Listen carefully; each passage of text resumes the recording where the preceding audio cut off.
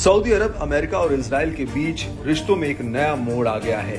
Saudi अरब अब America के साथ एक बड़े रक्षा समझौते की बजाय एक छोटे सैन्य सहयोग समझौते पर जोर दे रहा है। या यूं कहें कि सऊदी अरब ने इजराइल के साथ संबंध सामान्य करने के बदले में वॉशिंगटन के साथ एक व्यापक डिफेंस डील की अपनी मांग को छोड़ते हुए अब एक सीमित सैन्य सहयोग समझौते पर जोर दिया है। ये जानकारी सऊदी और पश्चिमी अधिकारियों की ओर से दी गई है।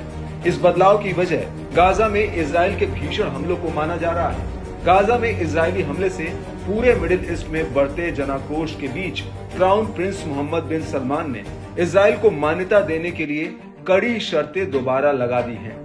अब उन्होंने साफ कर दिया है कि फिलिस्तीनी राज्य को बनाने के लिए कोई ठोस कदम उठाए बिना सऊदी अरब इजराइल के साथ संबंध सामान्य नहीं करेगा। न्यूज एजेंसी रॉयटर्स ने 2 सऊदी और 4 पश्चिमी अधिकारियों के हवाले से दावा किया कि सऊदी अरब इजराइल से एक सीमित सैन्य सहयोग समझौता चाहता है, क्योंकि गाजा युद्ध की वजह से पश्चिमी एशियाई जनता में इजराइल के खिलाफ गुस्सा है। सऊदी और अमेरिका के बीच सैन्य सहयोग पर राष्ट्रपति बाइडेन का कार्यकाल खत्म होने से पहले सहमति बनने की उम्मीद है।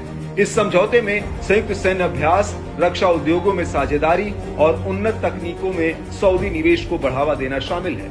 आपको बता दें कि अमेरिका में डोनाल्ड ट्रंप की वापसी के बीच मिडिल ईस्ट के समीकरण काफी बदल चुके हैं। सऊदी अरब और ईरान की नजदीकी से अमेरिका और इजराइल की टेंशन बढ़ सकती है। सऊदी इस क्षेत्र में अमेरिका के सबसे अहम और मजबूत सहयोगियों में से एक है। साथ ही वो दुनिया भर के मुस्लिम मुल्कों की आवाज समझा जाता है। ऐसे में सऊदी अरब और ईरान की करीबी अमेरिका का भलाई सोचने वाले के लिए नुकसानदायक हो सकती है। इजरायली पीएम नेतन्याहू सऊदी अरब के साथ समझौते को ऐतिहासिक उपलब्धि मानते हैं और इसे अरब दुनिया में मंजूरी मानते हैं। लेकिन हमास के 7 अक्टूबर के हमलों के बाद उन्हें अपने घरेलू गठबंधन से भारी विरोध का सामना करना पड़ रहा है। फिलिस्तीनियों को किसी भी तरह की रियायत देने से उनकी सरकार में मतभेद गहराने का खतरा है। इस मामले को डोनाल्ड ट्रंप का राष्ट्रपति बनना और जटिल बना सकता है।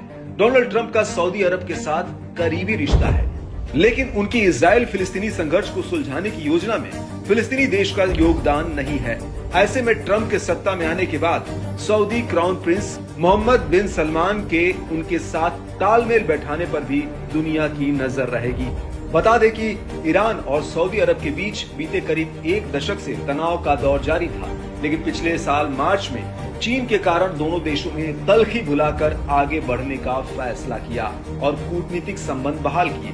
दरअसल 2016 में सऊदी अरब ने एक शिया मुस्लिम लीडर निम्र अल निम्र को फांसी की सजा दी थी, जिसके बाद दोनों देशों के बीच तनाव बढ़ गया। वहीं सीरिया और यमन के संघर्ष में दोनों देश अलग अलग गुटों के साथ खड़े थे, लेकिन हाल के दिनों में सऊदी और ईरान के रिश्तों में एक बदलाव देखने को मिल रहा है। अब ऐसे में कहना गलत नहीं होगा कि इजराइल के साथ सऊदी अरब के रिश्ते सामान्य होना अब बेहद मुश्किल है। सऊदी अरब ने साफ कर दिया कि आजाद फिलिस्तीन के बिना वो इजराइल के साथ किसी भी तरह का डिप्लोमेटिक संबंध स्थापित नहीं करेगा। ऐसे में सऊदी अरब की ईरान से बढ़ती नजदीकी अमेरिका और इजराइल दोनों के लिए बड़ा झटका माना जा सकता है।